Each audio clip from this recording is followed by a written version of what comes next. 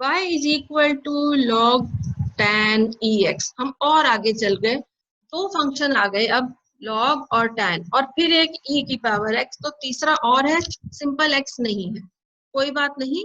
तो dy by dx अगर finally निकालना हो, ठीक, तो वो चेन रूल ऐसे dy ये सब लिखना बिल्कुल ठीक है। कई बार इतने सारे फंक्शंस हो कंफ्यूजिंग हो जाता है, तो देखो डायरेक्टली कैसे लिखेंगे, तब तक हर फंक्शन का डेरिवेटिव लिखते जाएंगे जब तक हम x पे नहीं पहुंचते। तो सबसे पहला फंक्शन है log। log का मतलब हम log हटा के ये सारा कुछ 1 अपॉन कर दें, मतलब tan e की power x multiplied bye log का तो हो गया जी खत्म।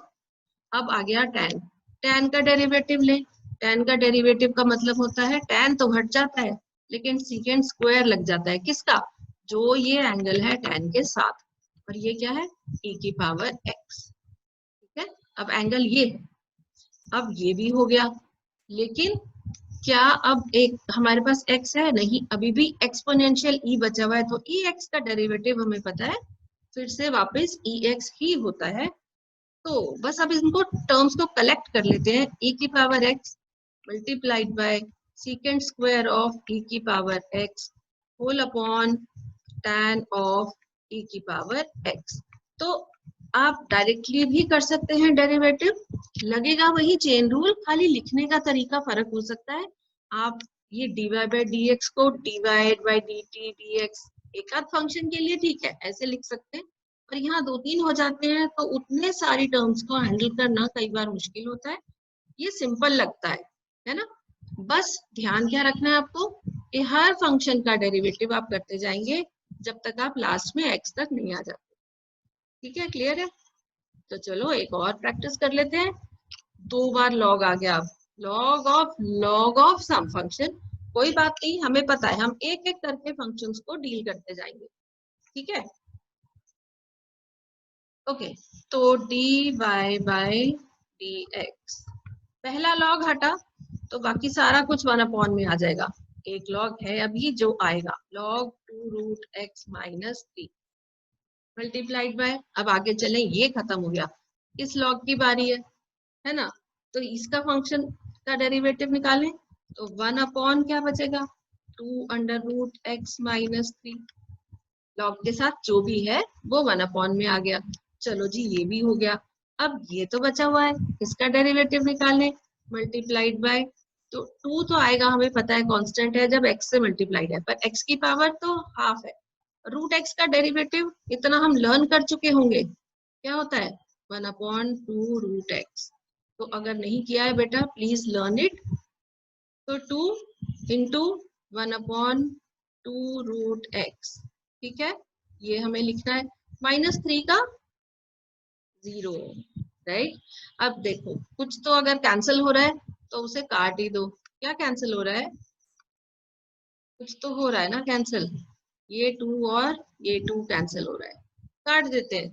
ठीक है, जो नीचे है उसे नीचे रहने देते हैं, और देख रहे हो अगर आप तो सभी कुछ नीचे है, 1 अपॉन, ये सबसे छोटे नंबर से शुरू करते हैं, रूट x मल्टीप्लाइड बाय, फिर ये लिख लेती हूँ 2 root x minus 3 multiplied by log of 2 root x minus 3। ठीक है, अगर कोई फंक्शन रह गया है तो बताओ, कोई डिफिकल्टी है तो देखो। ठीक है, क्लियर है। तो बस ध्यान रखिएगा चेन रूल में पहले ही फंक्शन से एक एक करके डेरिवेटिव निकालना स्टार्ट करो, लास्ट में x तक पहुंच ही जाओगे। अब आ गए ऐसे वाले क्वेश्चंस जो आपकी एक्सरसाइज 5.5। ठीक है जी, तो बताइए क्या करें, कैसे करें। अब अगर इसमें हम u इंटू वी रूल लगाएं तो इसका डेरिवेटिव हम लिखें u dash v plus u into v dash. ठीक है, ओके, तो पहला मेथड तो वही है हमारा dy बाई dx यानी कि y डैश, क्या लिखें 5 multiplied by 2x square plus 5 और 5 माइनस 1।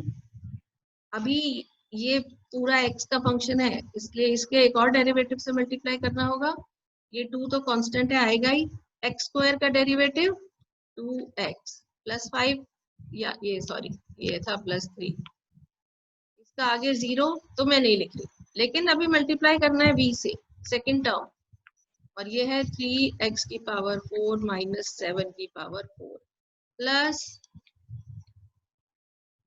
अब ये टर्म एज इट इज लिखी जाएगी 2x square plus 3 power 5, second term का डेरिवेटिव, पहले पावर उतरी नीचे 3x4 माइनस 7, एक कम करना है यानी 3, और फिर इसका भी derivative 4 3 jar 12x cube. I hope it is clear. अब जो कॉमन है उनको लेकर सिंप्लीफाई करना थोड़ा सा, ये तो हम पढ़ चुके हैं। अब जो हमें फिर पढ़ना है, लॉग जो हमने पढ़े तो वो हमको कैसे बेनिफिट देते हैं, इसको आप कंप्लीट कर सकते हैं। तो लॉग से हमें कैसे फायदा मिलेगा, देखो सेकंड मेथड हमारा यूजिंग लॉग, बहुत इजी हो जाएगा ये। हम दोनों तरफ लॉग ले लेते हैं, ठीक है, taking log both sides, multiply नहीं कर रहे हैं, हम क्या कर रहे हैं, टेकिंग लॉग बोथ साइड्स। ये हो गया log y is equal to, अब यहाँ दो टर्म्स हैं क्वेश्चन, ठीक है, तो ये हो गया y is equal to m into n, तो हम क्या लिख सकते हैं बताओ, log of m plus n, इधर लिख सकते हैं ना इसको, log ऑफ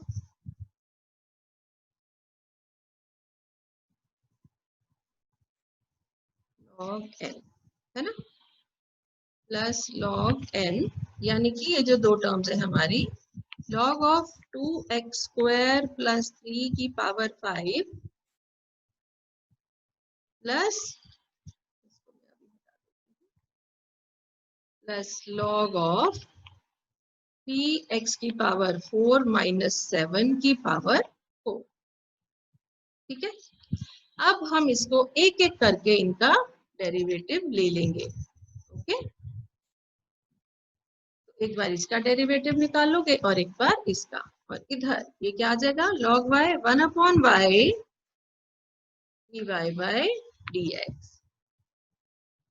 इधर क्या आ जाएगा 1 अपॉन 2x स्क्वायर प्लस 3 की power 5, as it is variable लिखना है, मल्टीप्लाइड बाय इस टर्म का डेरिवेटिव, मतलब हम लिख सकते हैं, चलो 1 तो था ही, 5 इंटू 2x स्क्वायर प्लस 3 की पावर 4, फिर इसका डेरिवेटिव, ठीक है, प्लस, अब देखो ये सिंपल हो गया तरीका इसको सॉल्व करने का। इसी तरह यहाँ पर ये टर्म नीचे आ गई 3x4 माइनस 7 पूरे की पावर 4, और ऊपर इसका डेरिवेटिव 4 इंटू 3x4 माइनस 7 की power 3 multiplied bye 12x cube, ठीक है। अब आप देखिए ये पावर 4 यहाँ की पावर 5 है, उससे कट जाएगी, ये पूरी टर्म कट जाएगी, नीचे एक टर्म बचेगी, ये बन गया 5 4 जा 20x upon 2x square plus 3, कोई भी पावर नहीं बची, इसी तरह इधर 12 इंटू 4 48x की पावर 3, यहाँ भी ये पूरी टर्म कटेगी और एक ये नीचे की बच जाएगी, ऊपर 3 है नीचे 4, तो 3x की पावर 4 माइनस 7, और dy by dx is equal to, ये जो y है इधर मल्टीप्लाई हो जाएगा, तो यहाँ पर ये जो दो टर्म्स है हमारे क्वेश्चन की वो मल्टीप्लाई हो जाएंगी और ये हमें आंसर मिल जाएगा।